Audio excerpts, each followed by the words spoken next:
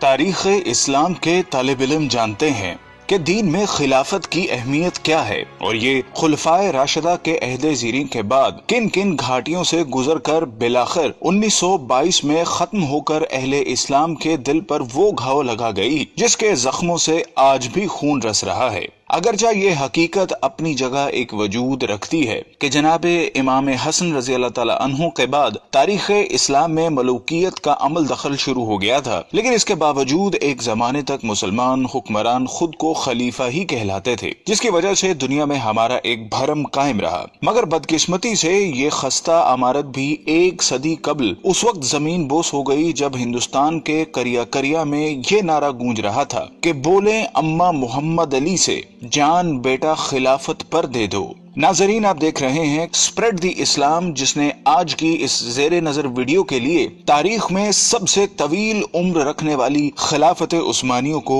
اپنا موضوع سخن بنایا ہے، جس میں اس عہد کے سرسری جائزے کے ساتھ ساتھ اس معاہدے کا بھی خاص طور پر تذکرہ کیا جائے گا جو کہ اس کے خاتمے کے وقت اتحادی قوتوں اور اس کے شکست خوردہ حکمران کے درمیان طے ہوا تھا، جس کی عمر 100 سال مقرر کی گئی تھی، اور ہم جانتے ہیں کہ یہ مدت آئندہ سالوں میں ختم ہو جانے والی ہے، جس کے بعد نہ صرف عالم اسلام بلکہ پوری دنیا میں ایک بہت بڑی تبدیلی کے مواقع موجود ہیں۔ لیکن اصل موضوع کی جانب بڑھنے سے قبل ہمارے اس قافلہ تحقیق و جستجو میں نئے شامل ہونے والے ساتھیوں سے درخواست ہے کہ وہ پہلے چینل کو سبسکرائب کر کے ساتھ موجود گھنٹی کی علامت کو بھی دبا دیں تاکہ اسی نوع کی ہماری دیگر ویڈیوز بھی ایک خودکار نظام کے ذریعے آپ تک پہنچتی رہیں۔ معزز ناظرین، بنو امیہ کی حکومت کے خاتمے کے بعد 132 ہجری میں خلافت بنو عباس کا قیام عمل میں آیا، جو کہ قریب 5 صدیوں تک قائم رہی، اور اس زمانے میں بغداد نہ صرف علم و حکمت کا گھر تصور ہوتا تھا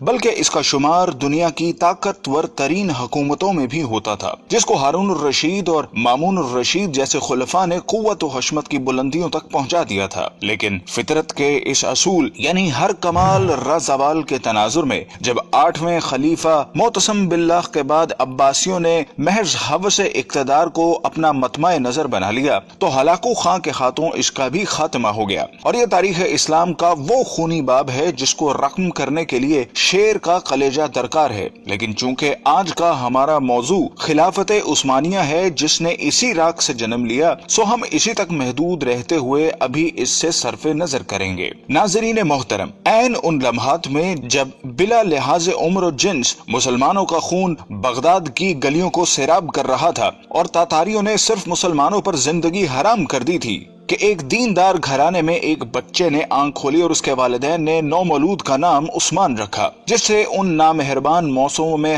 ہر ممکن حد تک اچھی تربیت کی گئی، اور جب وہ جوانی کی حدود میں پہنچا تو اس نے اپنا روحانی تعلق ایک درویش خدا مست سے قائم کر لیا، اور پھر ایک دن اس نے خواب دیکھا کہ اس کے مرشد کے سینے سے ایک چاند نکل کر اس پر سایہ فگن ہو گیا ہے۔ ساتھ ہی اس نے دیکھا کہ اس کے قدموں سے ایک درخت نے جنم لیا جو دیکھتے ہی دیکھتے نہ صرف جوان ہو گیا بلکہ اس کی شاخوں نے دنیا کے ایک بہت بڑے حصے کو بھی اپنی لپیٹ میں لے لیا ہے، اور اسی کی کوکھ سے اس نے 4 دریاؤں اور 4 پہاڑوں کو بھی نکلتے دیکھا۔ خواب سے بیداری کے بعد جب عثمان نے یہ خواب اپنے پیر و مرشد کے سامنے بیان کیا تو انہوں نے کہا، مبارک ہو، اللہ نے تمہیں اور تمہاری اولاد کو اپنے دین کے لیے چن لیا ہے۔ ناظرین گرامی، یہ 1299 کا سال تھا جب فطرت نے عثمان کو دولت عثمانیہ قائم کرنے کی قوت بخشی۔ یہ نوزائندہ اسلامی مملکت اس بازنطینی حکومت کے پڑوس میں قائم ہوئی جس کو آج ہم اہل روم کی حکومت سے موسوم کرتے ہیں۔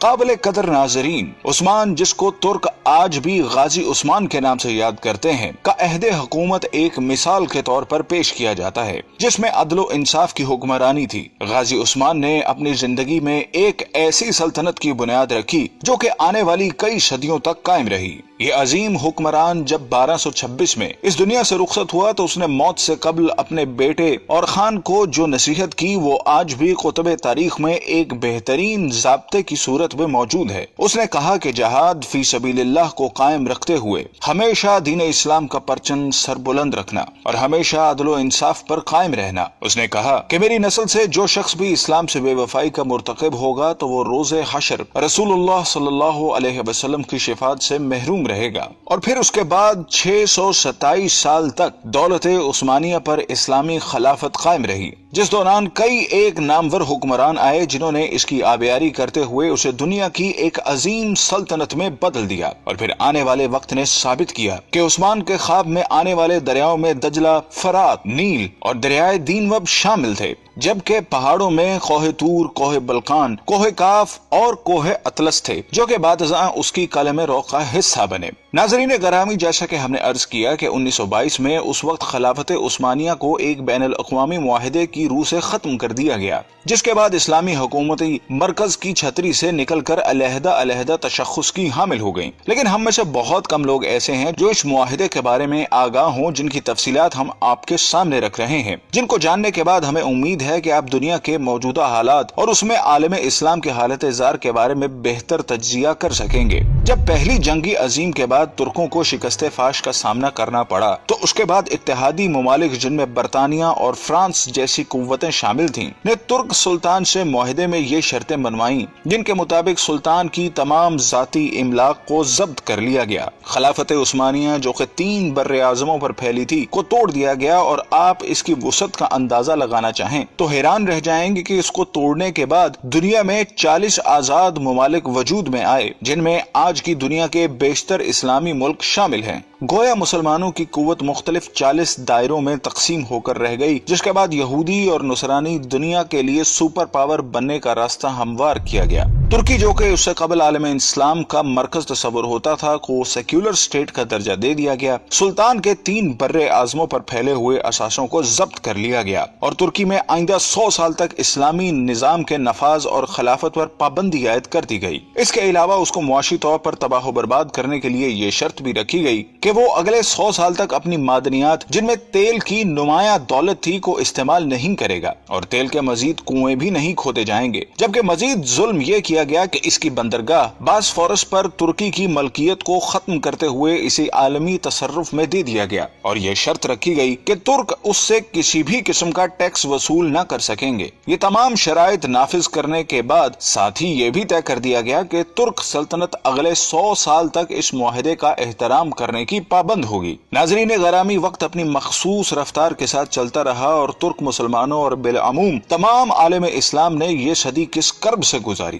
اگر اس داستان خون رنگ کو لکھنے کی جسارت کی جائے تو ظاہر ہے ایک پوری کتاب کی ضرورت پڑے گی، لیکن یہ عہد پرآشوب اپنی تمام تر حشر سامانیوں کے ساتھ اب اپنی آخری سانسیں لے رہا ہے، اور اب مزید کچھ سال بعد ترکی اس معاہدے سے آزاد ہونے والا ہے، جس نے 100 سال تک اس کی آزادی کو اس سے چھینے رکھا۔ لیکن جو وقت قریب آ رہا ہے تو اسلام مخالف قوتوں کی راتوں کی نیند میں خلل آنے لگا ہے کہ اس معاہدے کے بعد دنیا میں ایک بار پھر نئے دور کا آغاز ہونے والا ہے، جس کی طاقتور شہادتیں ترکی کی موجودہ قیادت، جو کہ مرد حر طیب اردغان کا قول و عمل دے رہا ہے۔ ہر چند کے گزشتہ 1 صدی میں ترکی کو اسلام سے دور رکھنے کی ہر ممکنہ کوشش کی گئی، لیکن اس کے باوجود حالات گواہی دے رہے ہیں کہ وہ چنگاری جس کو اغیار نے اپنی مکاری سے دبانے کی سرتوڑ کوششیں کی، وہ ایک بار پھر شعلہ بننے کے لیے بےتاب ہیں۔ بلکہ اگر طیب اردغان کے طرز عمل پر ذرا سا بھی غور کریں تو یہ بات کھل کر سامنے آتی ہے کہ برما کا معاملہ ہو یا کشمیر کا مسئلہ، سب سے پہلے مسلمانوں کے حق میں جو آواز بلند ہوتی ہے وہ طیب اردغان کا نعرہ مستانہ ہوتا ہے۔ بلکہ حال ہی میں جب امریکی صدر ٹرمپ نے پاکستان کے خلاف زبان کھولی تو اس کی مذمت بھی سب سے پہلے ترکی کی سرزمین ہی سے کی گئی، اور جب یہ معاہدہ اپنی موت مر جائے گا تو پھر حالات کیا رخ اختیار کریں گے، اس کا اندازہ لگانا کوئی زیادہ